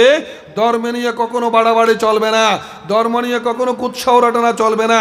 যদি স্বইচ্ছায় ধর্মান্বিত হয়, স্বইচ্ছায় ধর্ম গ্রহণ করতে চায়, তাহলে তাকে সাধুবাদ, তাতে সুস্বাগতম। কেননা ইসলাম এমন এক ধর্ম, যে ধর্ম মানবতার ধর্ম, যে ধর্ম আল্লাহ এবং আল্লাহ রসুলের ধর্ম। কেননা আল্লাহ রসুল নিজে কোরআনের মধ্যে বলেছেন, আল্লাহ কোরআনে বলেছেন, আল্লাহ ইন্না দ্বীনা ইনদাল্লাহিল ইসলাম, পৃথিবীর জমিনের মধ্যে একমাত্র আল্লাহর পক্ষ থেকে মনোনীত ধর্ম হচ্ছে ইসলাম। ওই ইসলাম যদি গ্রহণ করে তুমি দুনিয়া থেকে চলে যেতে চাও, তাহলে ওই ধর্ম কাল কিয়ামতের ময়দানে এবং তোমাকে নাজাত দেবে। যে নাজাতের উসিলায় আমার নবী তোমাকে সুপারিশ করে আল্লাহ তোমাকে বেহেশতের আলা মাকাম দান করে দেবে। সবাই বলেন সুবহানাল্লাহ। সালাতুন ইয়া রাসূলুল্লাহ আলাইকুম সালামুন ইয়া রাসূলুল্লাহ উনজুর হালনা ইয়া হাবিবাল্লাহ ইসমা ক্বালনা সালাতুন ইয়া রাসূলুল্লাহ আলাইকুম সালামুন ইয়া হাবিবাল। এই মাস হচ্ছে সিদ্দিক আকবর রাদিয়াল্লাহু তাআলা আনহুর বেসালের মাস। সবাই বলুন সুবহানাল্লাহ। সমস্ত পৃথিবীর মানুষের আমল যদি এক পাল্লায় দেওয়া হয়, হযরত সিদ্দিক আকবরের আমল সমান হবে না, যেটা আমার রসুল নিজে বলেছেন। সবাই বলুন সুবহানাল্লাহ। এই মাসের 22 তারিখ হযরত সিদ্দিক আকবর রাদিয়াল্লাহু তাআলা আনহু বেসাল হয়েছেন। বিশেষ করে এই মাসের মধ্যে যদি সিদ্দিক আকবর রাদিয়াল্লাহু তাআলা আনহুর পবিত্র ফাতিহা শরীফ কায়েম করা হয় এবং যদি সত্যিকার আমল আকীদা শুদ্ধ হয়, আল্লাহর বান্দা রাসূলের উম্মত সত্যিকারভাবে যদি নামাজ তাসবিহ তাহলিলের মাধ্যমে এই ফাতিহা কবুল করা হয়, কাল কিয়ামতের ময়দানে সিদ্দিক আকবর রাদিয়াল্লাহু তাআলা আনহু ওই বান্দাবান্দিকে সুপারিশ করবে। সবাই বলে সুবহানাল্লাহ। সেই জন্যেই পৃথিবীর জমিনের মধ্যে বলা হয় সিদ্দিক আকবর পৃথিবীর জমিনের মধ্যে শ্রেষ্ঠ।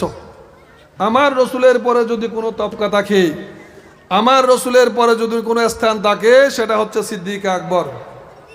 সিদ্দিক কেন বলা হয়? সবাই বলেন সুবহানাল্লাহ। সিদ্দিক হচ্ছে সত্যবাদী, কখনো কোনো অবস্থায় মিথ্যার আশ্রয় গ্রহণ করে না। আমার রসুল যাই বলে তাই সত্য বলে গ্রহণ করে। সেই জন্যে আল্লাহ রসুল আমার আবু বকরকে সিদ্দিক আকবর বলেছেন। এর কারণ হচ্ছে আমার নবী যখন মেরাজের রাত্রে আল্লাহর লামকানে গিয়েছেন, ওই লামকান থেকে সর্বপ্রথম এসে সিদ্দিক আকবরের সাক্ষাৎ হয়েছিল। ওই সিদ্দিক আকবরকে বলেছেন আমার রসুল, হে সিদ্দিক, আমি গত রাত আমাকে আল্লাহ মাকামে মাহমুদ, মাকামে ইব্রাহিম, মাকলা মকামের মধ্যে নিয়েছেন এবং আমি গিয়েছি। আল্লাহ আমাকে বেহেশত দুজক, আল্লাহর 18,000 মখলুকাত আমাকে সফর করিয়েছেন। সেই জন্যে সর্বপ্রথম এসে আমি তোমাকে বয়ান করলাম, আহ্বান করলাম। আমার সিদ্দিক আকবর বলল, সাদ্দাকতা ইয়া রাসূলুল্লাহ। সবাই বলেন সুবহানাল্লাহ। ইয়া রাসূলুল্লাহ, আপনি যা বলেছেন সত্য বলেছেন। তখন আমার রসুল তাকে বলেছেন, আজ থেকে তুমি সিদ্দিক, আবু বকর নয়, আজ থেকে তুমি সিদ্দিক। কেননা তুমি এমনভাবে বিশ্বাস করেছ। আর কাফের মুশরিক ইহুদি নসরা তারা বলেছে যে তুমি যদি নবী হয়ে থাকো, বাইতুল মুকাদ্দাসের দরজা জানালা কয়টি, এমন কি ওই কি সেই কি, এইগুলা বলেছে। কিন্তু আমার সিদ্দিক আকবর বলেছে, নয়, আমার রসুল যেটা বলে সেটা সত্য। এটা আপাদ মস্তকে আমি সিদ্দিক গ্রহণ করার মাধ্যম হচ্ছে ইসলাম। সবাই বলুন সুবহানাল্লাহ। আমরা বলি ইমান। ইমান কি? আল্লাহকে না দেখে বিশ্বাস করা, সেটার নাম কি? ইমান। সবাই বলুন সুবহানাল্লাহ। এটা সত্য কিনা? আল্লাহকে না দেখে বিশ্বাস করার নাম হচ্ছে কি? ইমান। এটা হচ্ছে শাব্দিক অর্থ। ইমান শব্দের অর্থ বিশ্বাস। কি বিশ্বাস করলাম?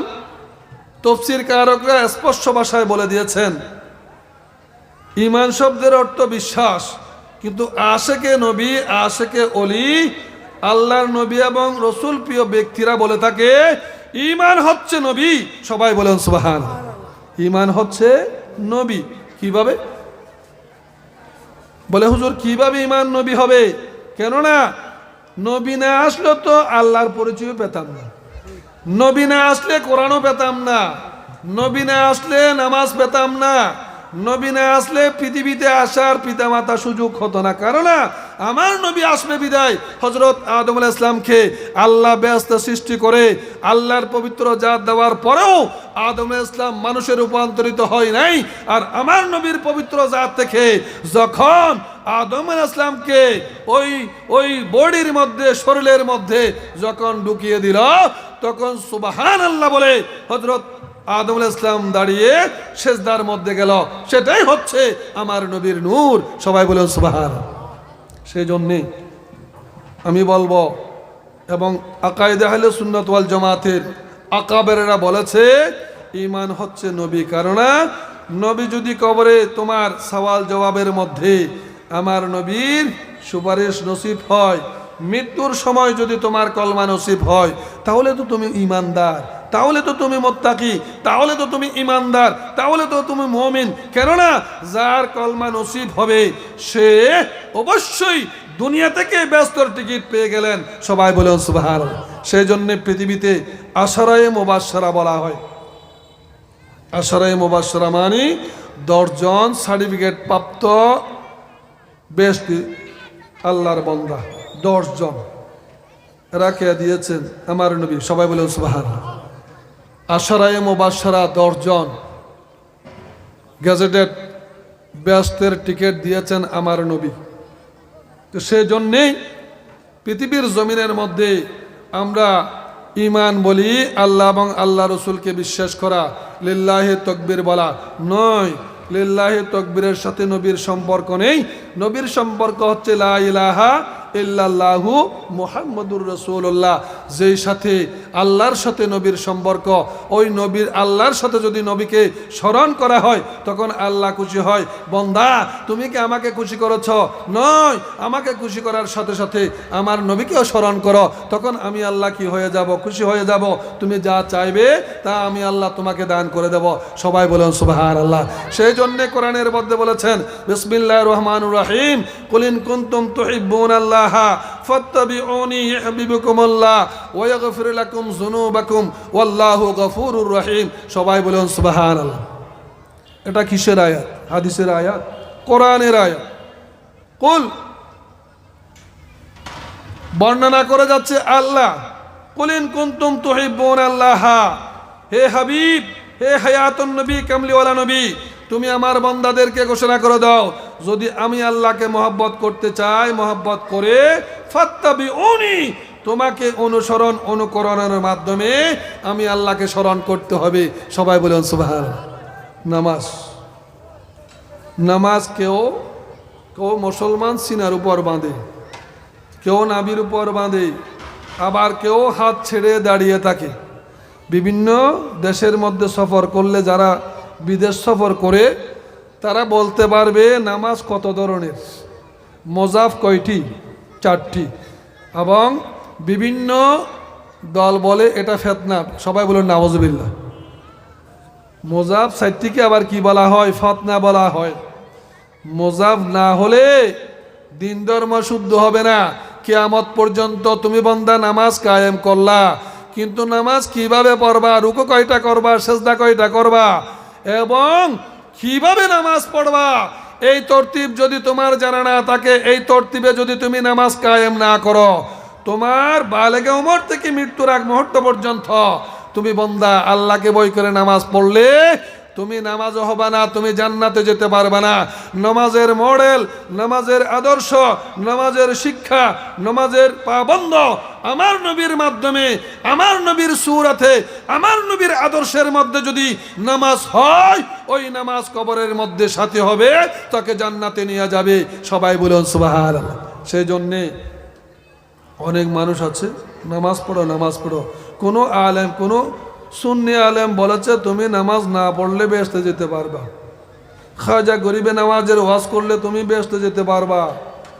এই ওয়াজ, এই কথা, এই হাদিস পৃথিবীর জমিনের মধ্যে কোনো সুন্নি আলেম বলতে পারবে না।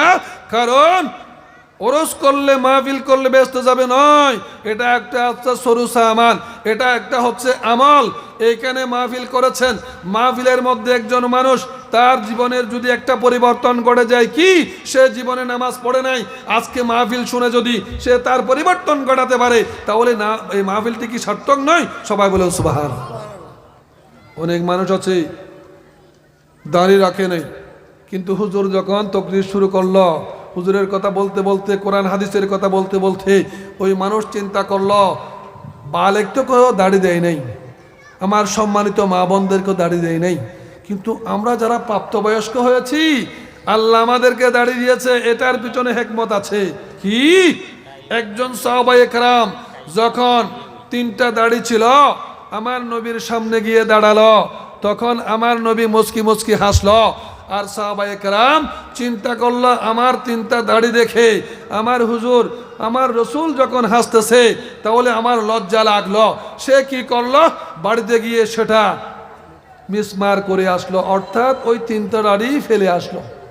এসে এর পরদিন যখন আমার নবীর কদমের মধ্যে গিয়ে ইয়া রাসূলুল্লাহ, ইয়া হাবিবাল্লাহ বলল, আমার রসুল পবিত্র নূরানী চেহারা মুবারক ঘুরে বসলো, আর তাকে দেখে আর আমার রসুল তার দিকে তাকাচ্ছে না। তখন সাহাবায়ে কেরাম উনি চলে যাওয়ার পর প্রশ্ন করলো, ইয়া রাসূলুল্লাহ, গতকাল উনি এসেছিলেন, আপনি দেখে দেখে তাকে মুচকি হাসিছিলেন, আজকে ওনাকে দেখে মুখ ফিরিয়ে বসলেন, কারণটা কি? আমার রসুল ঘোষণা করলো, কালকে যখন উনি এসেছিল 3টা দাড়ির মধ্যে ফেরেশতারা দুলন কাচ্ছে, ফেরেশতারা আনাগোনা করতেছে, আমি রসুল দেখেছি, অত্যন্ত আনন্দ লেগেছে। আজকে যখন এইগুলা শেষ করে এসেছে, আমি তার চেহারার মধ্যে ফেরেশতা দেখতে পাচ্ছি না, সেই জন্যেই আমি আমার চেহারা বিমুখ করে ওই দিকে বসে আছি। তাহলে বোঝা যায় দাড়ি ওঠার সময় হলে দাড়ি উঠবে, গজাবে, সেই দাড়ির মধ্যে আল্লাহর নবীর মাধ্যমে শয়তান ও ফেরেশতারা কি করে আনন্দ করে আমার রসুল দেখতে পায়, সেই জন্য আমার রসুল খুশি হয়েছিল। সবাই বলে সুবহানাল্লাহ। সবগুলার হিকমত আছে। এই মাহফিলের মধ্যে যদি এসে কেউ যদি দাড়ি রাখে নাই, কিন্তু মাহফিল আমার আলেম ওলামার ওয়াজ এবং কোরআন হাদিসের বয়ান শুনে যখন সে দাড়ি রাখলো, তাহলে কি সওয়াবের অধিকারী হলো না? নামাজ না পড়লে মাহফিলে এসে যখন নামাজ শুরু করলো এবং সামাজিকতার মধ্যে তার কোনো কাজ ছিল না, যখন মাহফিলে এসে হুজুররা যখন সামাজিকতার দায়ী দায়িত্বের কথা বলল, পরিবারের দায়ী দায়িত্বের কথা বলল, যখন সে পরিবারের দায়ী দায়িত্ব তার কাঁধের উপর বাড়ালো, সমাজের কাঁধের উপর বাড়ালো, এইগুলা যখন সে গ্রহণ করলো, তখন তার চেহারা পরিবর্তন হয়ে গেল, তার কালচার পরিবর্তন হয়ে গেল, আল্লাহ তার উপর রাজি হয়ে গেল, আমার রসুল খুশি হয়ে গেল, আল্লাহ তাকে জান্নাতের আলা মাকাম দান করে দেবে। সবাই বলুন সুবহানাল্লাহ। সালাতুন ইয়া রাসূলুল্লাহ, সালামুন ইয়া হাবিবাল্লাহ আলাইকুম ইয়া রাসূলাল্লাহ উনজুর হালনা ইয়া হাবিবাল্লাহ ইসমা ক্বালনা সালাতুন ইয়া রাসূলাল্লাহ আলাইকুম সালামুন। আমি কোরআনের আয়াত বলেছিলাম বিসমিল্লাহ কুল ইন কুনতুম তুহিব্বুনাল্লাহ, হে হাবিব তুমি আমার বান্দাদেরকে বলে দাও যদি সত্যিকারভাবে আমি আল্লাহকে মহব্বত করে নামাজ কায়েম করে মাহফিলে যাই, দান খয়রাত করে সমাজের উন্নয়ন করে মসজিদ মাদ্রাসার খেদমত করে তাদেরকে বলে দাও আমাকে যদি মহব্বত করে তাহলে ফাত্তাবিউনি, তুমি রসুলের ইত্তেবার মাধ্যমে আমাকে স্মরণ করতে হবে, নামাজ কায়েম করতে হবে, জিকির আজকার করতে হবে, সামাজিকতা করতে হবে। তুমি রসুল যেইভাবে 63 বছর জীবন অতিবাহিত করেছ ওইভাবে যদি ওই বান্দা করে থাকে তাহলে আমি আল্লাহ ইউহিব্বুকুমুল্লাহ, ওই বান্দাকে আমি আল্লাহ স্বয়ং তাকে মহব্বত করব। সবাই বলুন সুবহানাল্লাহ। আল্লাহ যদি কাউকে ভালোবাসে, পৃথিবীর শক্তি যদি বলে এই তুমি তাকে ভালোবাসিও না, আল্লাহ বলে নয়, তুমি দুশমনি করতে পারো, তুমি হাসদ করতে পারো, তুমি হিংসা করতে পারো, আমি আল্লাহ তাকে গ্রহণ করেছি কারণ না সে আমাকে মহব্বত করে কোনো শর্ত ছাড়া। এখন মানুষ মানুষকে মহব্বত করে শর্তের কারণে, আদর্শের কারণে এবং কিছু চাওয়া পাওয়ার কারণে। আর আল্লাহ বলে আমাকে যদি কোনো শর্ত ছাড়া তুমি আমাকে মহব্বত করো আমি আল্লাহ নির্দ্বিধায়, যেহেতু তুমি ইত্তেবা করো আমি আল্লাহকে নয়, তুমি ইত্তেবা করো তোমার পিতামাতাকে নয়, তুমি ইত্তেবা করো তুমি সহধর্মিনীকে নয়, তুমি ইত্তেবা করো তোমার ছেলে মেয়েকে নয়, একমাত্র ইত্তেবা করে পৃথিবীর জমিনের মধ্যে মডেল করেছেন। যখন আমার রসুল সিদ্দিক আকবর নয় সাহাবায়ে কেরামকে বলেছ উহুদ যুদ্ধের ময়দানের মধ্যে কে কি দান করবে, তখন আমার সিদ্দিক আকবর বলেছে আমি আল্লাহ রসুল খোদার কসম পরিবারের মধ্যে কিছু রাখি নাই, সবগুলা আপনার কদমের মধ্যে সুপার্দ করে দিয়েছি। সবাই বলেন সুবহানাল্লাহ।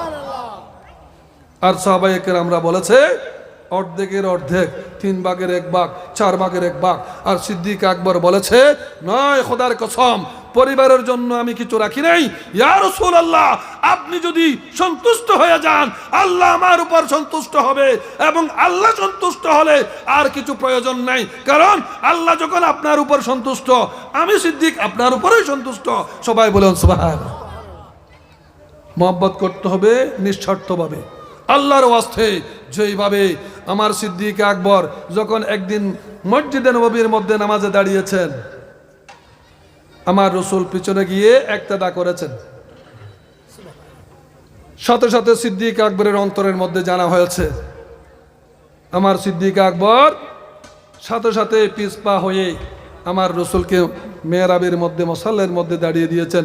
সবাই বলেন সুবহানাল্লাহ। এটা হচ্ছে তাজিম, কারণ আমার রসুল মুক্তাদি হয়ে, কারণ আল্লাহ লামকানের মধ্যে যখন মেরাজের রাত্রির মধ্যে নিয়েছেন, লামকামে আল্লাহর নবী এবং রসুলের জামাতের মধ্যে আমার নবী ইমামতি করেছেন, আর আমার পিছনে আমি সিদ্দিকের পিছনে আমার নবী ইমামতি করবে, এটা আমি আমার পিছনে ইক্তেদা করবে, আমি সিদ্দিক এটা মানতে পারি না, কেননা নামাজ হচ্ছে নবী। সবাই বলেন সুবহানাল্লাহ।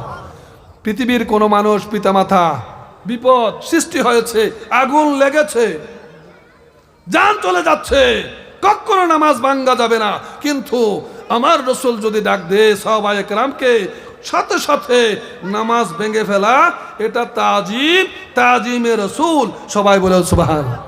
পিতামাতা যদি বলে ওফুত আমি বিপদের মধ্যে আছি, একটু তুমি এদিকে আসো, নামাজ ভেঙে আসতে পারবে? কোনো শরীয়তে বলতে পারবে? কিন্তু আমার রসুল যদি কোনো সাহাবায়ে কেরামকে ডাক দে সাথে সাথে 1 রাকাত পড়েছেন 3 রাকাত পড়ে নাই, আমার রসুলের ডাকে সাড়া দেওয়া এটা হচ্ছে ঈমান, এটা হচ্ছে ওয়াজিব। সবাই বলে সুবহানাল্লাহ। সেই জন্যে সিদ্দিক আকবর ইমামতি করে নামাজ কায়েম করে যাচ্ছে, আমার রসুল পিছনে গিয়েছেন, সিদ্দিক আকবর অটোমেটিক পিছনে এসে মুক্তাদি হয়েছেন, আমার রসুল ইমাম হয়েছেন। এটাই হচ্ছে তাজিম। পৃথিবীর জমিনের মধ্যে শিক্ষা দিচ্ছে যে আমি সিদ্দিক শিক্ষা দিচ্ছি না, আল্লাহ নিজেই লামকামের মধ্যে আমার রসুল আম্বিয়া ইকরামের বা জমাতের মধ্যে জিবরিল ইসলাম ডান হাত দিয়ে আমার নবীকে ইমামতের মধ্যে দাঁড়িয়ে দিয়েছেন। ওইখানে যদি আমার নবী ইমাম হতে পারে তাহলে আমি সিদ্দিকের মুক্তদি কিভাবে হতে পারে, এটা পৃথিবীর মধ্যে কখনো সম্ভব নয়। সেজন্যে আমার সিদ্দিক সে মসল্লা থেকে দাঁড়িয়ে পিছনে এসে আমার নবীকে মসল্লার ইমামতি দাঁড়িয়ে দিয়েছেন। এটাই হচ্ছে তাজিমে রসুল। সবাই বলুন সুবহানাল্লাহ। শুধু তাই নয়, শুধু তাই নয়, গায়রে সুরের মধ্যে যখন আমার রসুলকে মক্কা থেকে মদিনায় হিজরত করার জন্য কি করেছেন, প্রতিজ্ঞা করেছেন, সিদ্ধান্ত নিয়েছেন। একদিন বলেছেন, হে সিদ্দিক আকবর, ওইদিকে সিদ্দিক আকবর হচ্ছে সম্মানী কিভাবে, মা আয়েশা সিদ্দিকার পিতা এবং সর্বকনিষ্ঠ সহধর্মিনী আমার নবীর আয়েশা সিদ্দিকা। সবাই বলেন সুবহানাল্লাহ। আমার নবীর সর্বকনিষ্ঠ সহধর্মিনী হচ্ছে আয়েশা সিদ্দিকা। সেই সুবাদে হযরত সিদ্দিক আকবর সম্মানী, কারণ শাশুড় হলে পিতা না, শাশুড়কে আমরা পিতা বলি না। কিন্তু আমার সিদ্দিক আকবর জীবনের মধ্যে কখনো জামাই এবং বলে নাই। আমার মেয়ের জামাতাটা বলে ইয়া রাসূলুল্লাহ। সবাই বলেন সুবহানাল্লাহ, ইয়া রাসূলুল্লাহ। আর ওই নবীর জন্যে গায়রে সুরের মধ্যে ওই নবীর জন্যে যখন মক্কা থেকে মদিনায় হিজরত করার জন্য সিদ্ধান্ত নিয়েছেন আমার রসুল, আজকে এই মাস সিদ্দিক আকবরের মাস। আরে নয়, আমার সিদ্দিকের সামনে, আমার নবীর সামনে একদিন ওমর আল ফারুক রাদিয়াল্লাহু তাআলা আনহু, জিবের নাম শুনলে মানুষের লোম শিহরিয়ে ওঠে। আরবের কাফির মুশরিক পর্যন্ত ভয় করত ওমরকে। ওই ওমর একদিন আমার রসুলের কদমের মধ্যে গিয়ে বলল, ইয়া রাসূলুল্লাহ, ইয়া হাবিবাল্লাহ, আমি অর্ধ পৃথিবী শাসন করেছি। আমার কথা শুনলে অনেক আমার কওমরা যারা দিন ধর্ম গ্রহণ করে নাই তারাও ভয়ে থরথর করে কাঁপে। কিন্তু আমি চাই, আমি আমার রাদিয়াল্লাহু তাআলা আনহু চাচ্ছি হযরত সিদ্দিক আকবরের 1 ঘন্টার ইবাদত আমাকে দেওয়া হোক। আমি উমরের সমস্ত ইবাদত ওই সিদ্দিককে দান করে দেব। সবাই বলেন সুবহানাল্লাহ। কত বড় কথা! কেন বললেন? যে আমার রসুল যেই দিন মক্কা থেকে মদিনায় হিজরত করার জন্য সিদ্ধান্ত নিয়েছেন, একদিন বলেছেন আমার স্বগোত্রীয়রা আমাকে মেরে ফেলতে পারে, আঘাত করতে পারে, নামাজ পড়তে গেলে ওড়ের বাড়াল আমার গর্দানের উপর চাপিয়ে দে, এইগুলার কারণে আমি মক্কা থেকে মদিনায় হিজরত করব। সিদ্দিক তুমি স্মরণ রাখিও। খোদার কসম, ওই দিন থেকে আমার সিদ্দিক আকবর রাত্রিবেলায় ঘুমকে হারাম করে দিয়েছে। সবাই বলেন সুবহানাল্লাহ। আমি পারবো? আমার ওস্তাদ যদি বলে কালকে তোমার বাড়িতে আসবো, আমি সারা রাত ঘুম আরো বেশি করে যাব। আর আল্লাহ রসুল যেই দিন বলেছেন, হে সিদ্দিক, আমি যে কোনো মুহূর্তের সময় মক্কা থেকে মদিনায় হিজরত করব, তুমি একটু স্মরণ রাখিও। এটা বলার পর আমার নবী যখন স্বগোত্রীয় ব্যক্তিদের আঘাতে জর্জরিত হয়ে যখন মক্কা থেকে মদিনায় 622 খ্রিস্টাব্দে মক্কা থেকে মদিনায় হিজরত করে যাচ্ছেন, আমার নবী যখন সেই সিদ্দিক আকবরের ঘরের দরজার মধ্যে গিয়ে যখন দরজায় একটু ঠোকা মারল, সাথে সাথে সিদ্দিক আকবর বের হয়ে আমার নবীর কদমের মধ্যে হাজির হয়ে গেল। সবাই বলেন সুবহানাল্লাহ। তখন আমার রসুল আশ্চর্য হয়ে গেল, এত গভীর রাত্রে আমি আসলাম একা। সিদ্দিক আকবর 1 সেকেন্ড হয় নাই, আমি ঘরের দরজার মধ্যে ঠোকা মারলাম আর সিদ্দিক আকবর হুট করে বের হয়ে আসলো। এটা কিভাবে সম্ভব?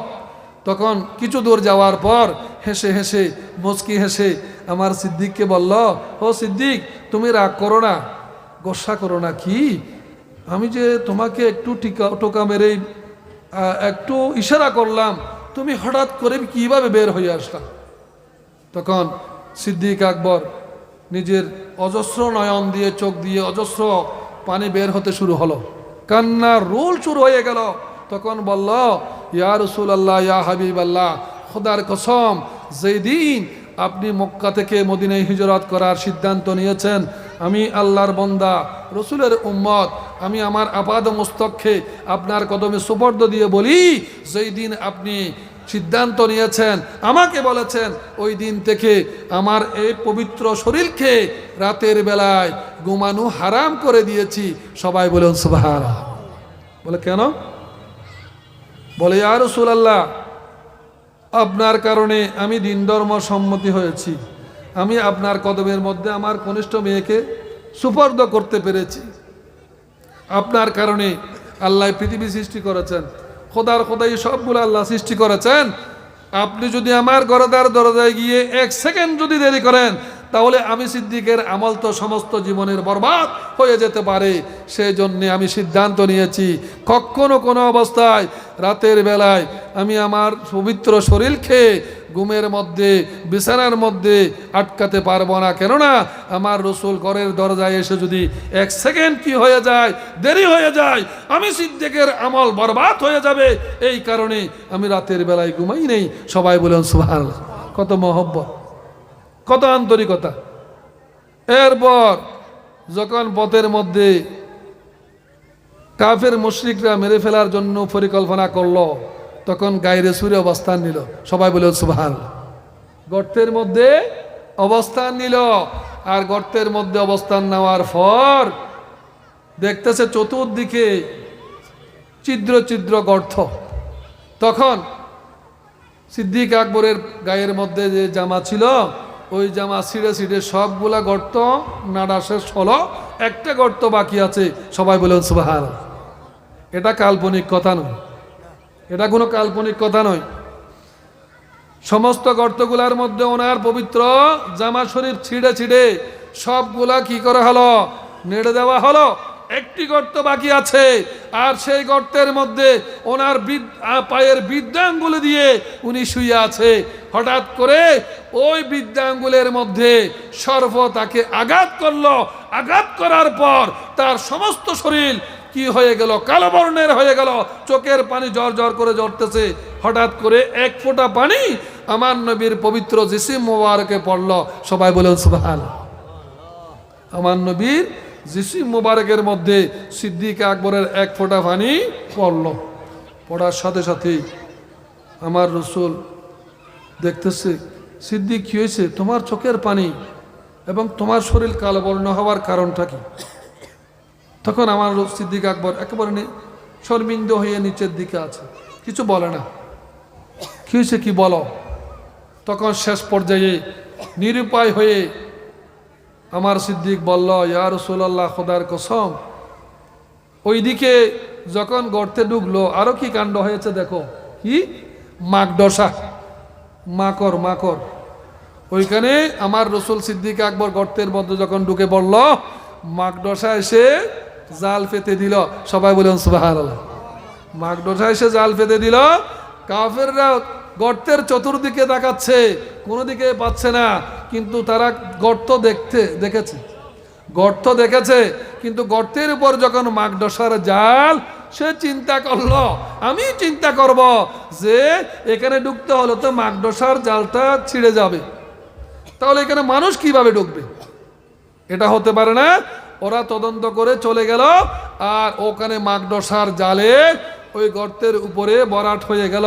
আর ওরা ওইখানে ঢুকতে পারে নাই, বের করতে পারে নাই, আল্লাহ রসুলকে কতল করতে পারে নাই। এটা হচ্ছে আল্লাহর মর্জি। সবাই বলে সুবহানাল্লাহ। আর 1 ফোঁটা পানি যখন চোখের পানি আমার সিদ্দিক আকবরের গায়ের মধ্যে, আমার রসুলের গায়ে পড়ল, তখন আমার রসুল বলল, ইয়া সিদ্দিক, কি হয়েছে?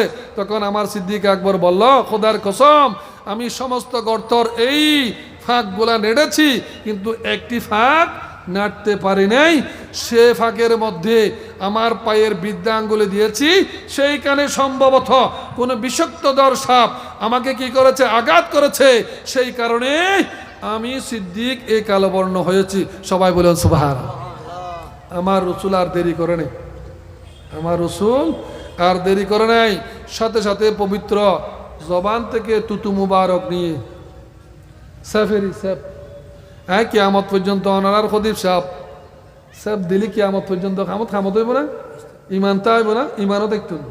কিন্তু আমার রসুল পবিত্র জবান থেকে তুতু মুবারক নিয়ে ওই বৃদ্ধাঙ্গুলে যখন লাগিয়ে দিল, সাথে সাথে সমস্ত শরীর আবার সম্পূর্ণ ভরপুর হয়ে আল্লাহু আকবার হয়ে দাঁড়িয়ে গেল। সবাই বলে সুবহানাল্লাহ। সালাতুন ইয়া রাসূলুল্লাহ আলাইকুম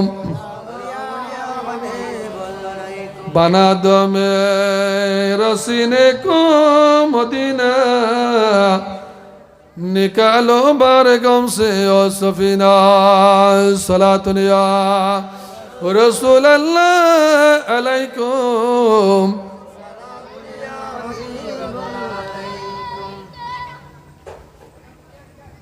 প্রধান আলোচক এসে আপনাদেরকে গুরুত্বপূর্ণ কোরআন এবং হাদিসের আলোচনা করবে। আমি আর দুই একটি কথা বলেই আমি শেষ করব। আমরা দুনিয়াতে এসেছি ক্ষণস্থায়ী নাকি হস্থায়ী, নাকি হস্থায়ী নাকি অনস্থায়ী? অস্থায়ী। এই দুনিয়াটা অস্থায়ী, দুনিয়াটাও শেষ হবে। আমাদের রূহ যিনি নিচ্ছেন কে? মালিকুল মত, ফেরেশতা। গালি দেওয়া যাবে, ঈমান চলে যাবে। কেউ যদি মালিকুল মতকে বলে, এ মালিকুল মত, তুমি আর কিছু দেখো না? আমার আব্বাকে দেখেছ, আমার আম্মাকে দেখেছ? গালি দেওয়া সম্ভব, কারণ উনি ফেরেশতা, উনি আল্লাহর আদেশ পালন করা ওনার জন্য ফরজ। সবাই বলেন সুবহানাল্লাহ। তাহলে আমরা দুনিয়াতে এসেছি ক্ষণস্থায়ী, আমাদের স্থায়ী ঠিকানা হচ্ছে কবর। সবাই বলেন সুবহানাল্লাহ। আমাদের স্থায়ী ঠিকানা কি? কবর। কেননা কখন আল্লাহ কিয়ামত কায়েম করবে এটা পৃথিবীর কোনো মানুষ জানে না। ওয়াল্লাহু আলাম, আল্লাহ এবং আল্লাহ রাসূলই ভালো জানে। সেই জন্যেই আমাদের এই ক্ষণস্থায়ী ঠিকানা হচ্ছে 50, 70, 100 বছর। এর জন্য আমরা দুনিয়াদারি, এই জন্যে মারামারি, কাটাকাটি, মান সম্মান এবং এই ঘাত প্রতিঘাত, এইগুলার পরে আমাদের একটা স্থান, সেটা হচ্ছে কবর। এই কবর যদি শান্তি হয়, এই কবর যদি সুনির্মাণ হয়, তাহলে আমাদের নাজাত কিভাবে হবে? এটা অর্জন করতে হবে দুনিয়াতে। সবাই বলেন সুবহানাল্লাহ। কারণ আমার সম্পদ থাকলে যদি আমি অর্জন করে ছেলে মেয়েদেরকে বিল্ডিং তৈরি করে দেব, ব্যবসা বাণিজ্য তৈরি করে দেব, বিদেশ যাওয়ার ক্ষেত্র সৃষ্টি করে দেব, যেহেতু এটা অর্থ লাগবে আর এটা আমল লাগবে।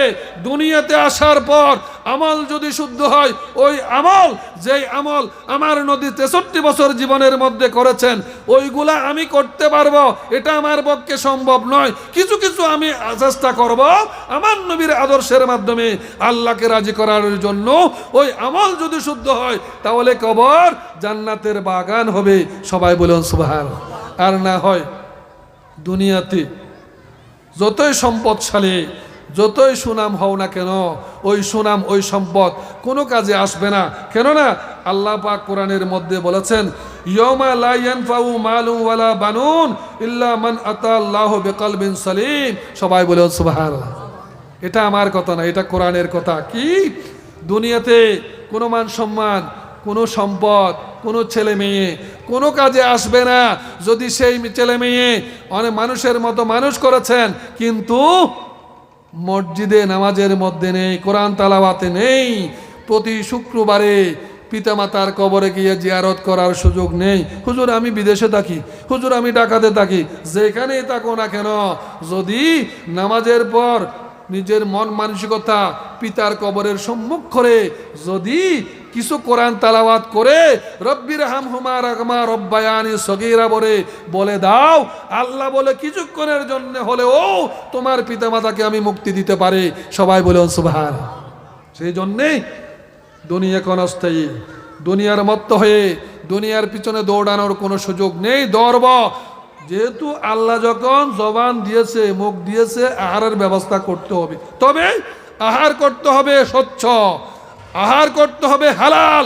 যে হালাল রুজির মাধ্যমে আহার করে নামাজ কায়েম করবে, কোরআন তালাওয়াত করবে, সামাজিকতা করবে, মানবতা করবে, ওই আদর্শের মাধ্যমে আল্লাহ তোমাকে কবরে নাজাত দান করবে। সবাই বলুন সুবহানাল্লাহ। কেননা আল্লাহ কোরআনে বলেছেন, ইয়াউমা লা ইয়ানফাউ মালু ওয়ালা বানুন ইল্লা মান আতাল্লাহু বিকলবিন সালিম। কিয়ামতের দিন ধন সম্পদ কোনো কাজে আসবে না, ছেলে মেয়ে কোনো কাজে আসবে না।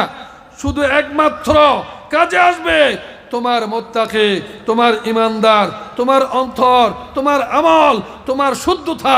এটা যদি শুদ্ধ হয়, তাহলে কবরে হাসরে কিয়ামতের ময়দানে আবার নামাজ পড়লা, কিন্তু আল্লাহ নাউজুবিল্লাহ কিছু ভুল বলতে পারবে। নবীর মধ্যেও কিছু ভুল আছে, নবীকে কাউবয় বলা যাবে, নবীকে রাখাল বলা যাবে। নাউজুবিল্লাহি মিন যালিক। কিয়ামত পর্যন্ত নামাজ পড়লে, কিয়ামত পর্যন্ত আমল করলে ওই ব্যক্তি নাজাত পাবে না, বেহেশতের সুঘ্রাণ পাবে না।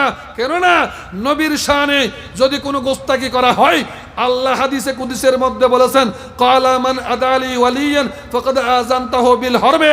এ দুনিয়ার মানুষ, তোমরা জেনে রাখো, যদি আমার নবীর শানের বিরুদ্ধে জর্রা পরিমাণ যদি বিয়াবদি করে থাকো, তাহলে আমি আল্লাহ পৃথিবীর জমিনের মধ্যে তোমাদের বিরুদ্ধে আমি আল্লাহ জিহাদ ঘোষণা করেছি। সবাই বলুন সুবহানাল্লাহ। কেননা নবীর শানের মধ্যে কোনো মানুষ কটাক্ষ করা যাবে না, কোনো মানুষ আঘাত করা যাবে না, কারণ আল্লাহ নিজেই দুনিয়া সৃষ্টি করেছেন আমার নবীর বদৌলতে। আমার নবীকে লামকানে নিয়েছেন, আমার নবীকে আল্লাহ ব্যস্ত দুজক সায়ের করেছেন, আমার নবীকে 18,000 মখলুকাত, আমার নবীকে আল্লাহ মেরাজের রাতে সমস্ত কিছু বুঝিয়ে দিয়েছেন। সেই জন্যে নবী যদি শুদ্ধ হয়, নবীর প্রতি যদি ঈমান শুদ্ধ হয়, তাহলে আমার নামাজ শুদ্ধ, আমার রোজা শুদ্ধ, আমার হজ শুদ্ধ, আমার যাকাত শুদ্ধ, আমার পরিবার শুদ্ধ, আমার সামাজিকতা শুদ্ধ। সবাই বলুন সুবহানাল্লাহ। সেই জন্যে পরিশেষে প্রত্যেকের খেদমতে আরজ করব, আমলর জুড়ি যদি শুদ্ধ হয়, কি নবীর আদর্শের মাধ্যমে যদি আমল হয়, নবীর আদর্শের মধ্যে যদি নামাজ হয়, নবীর আদর্শের মাধ্যমে যদি সামাজিকতা হয়, তাহলে সব আদর্শের কারণে তুমি মুক্তি পেতে পারো, তুমি নাজাত পেতে পারো। তোমার আমল শুদ্ধ এবং তোমার ঈমানও শুদ্ধ। সেই যদি নবীর আদর্শ ধারণ করে আমরা যদি আমাদের জীবন সামনের দিকে অগ্রসর করি, আল্লাহ পাক সুবহানাহু ওয়া তাআলা আমাদেরকে ক্ষমা করে বেহেশতের আলে মকাম আমাদেরকে দান করবে। সবাই বলুন সুবহানাল্লাহ। এই বলে আমি আমার বক্তব্য শেষ করলাম। আমরা যারা এখনো মাহফিলে আসি নাই, এখানে আজান হবে, আজানের পর নামাজ হবে। আমি প্রত্যেককে এখানে আসার জন্য আহ্বান জানাচ্ছি।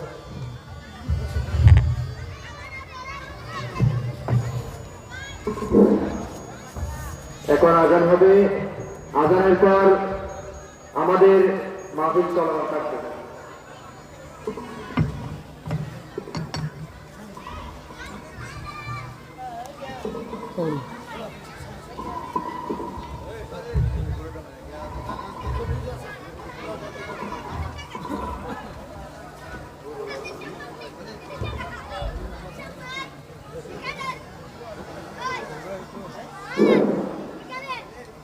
الصلاة والسلام عليك سيدي يا رسول الله، الصلاة والسلام عليك سيدي يا نبي الله، الصلاة والسلام عليك سيدي يا حبيب الله صلى الله عليه وسلم.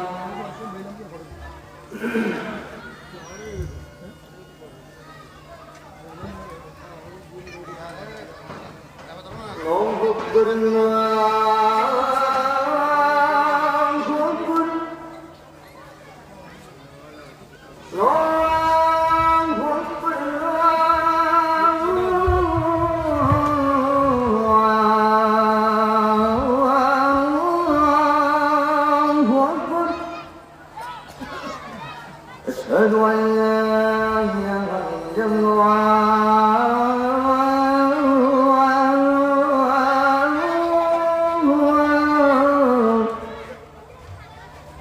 أشهد أن لا إله إلا الله،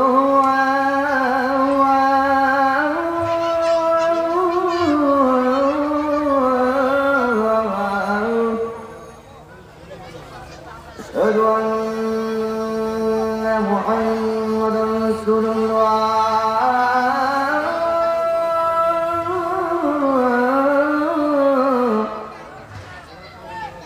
أشهد أن محمدا رسول الله.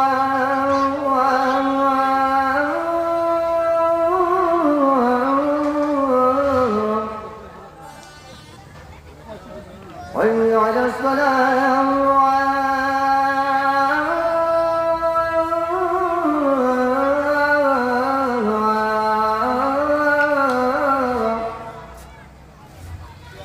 حي على الصلاة،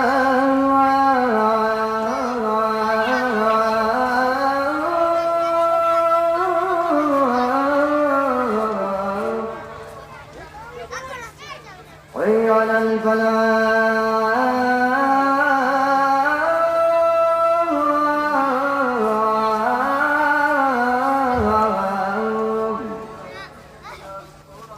حي على الفلاح.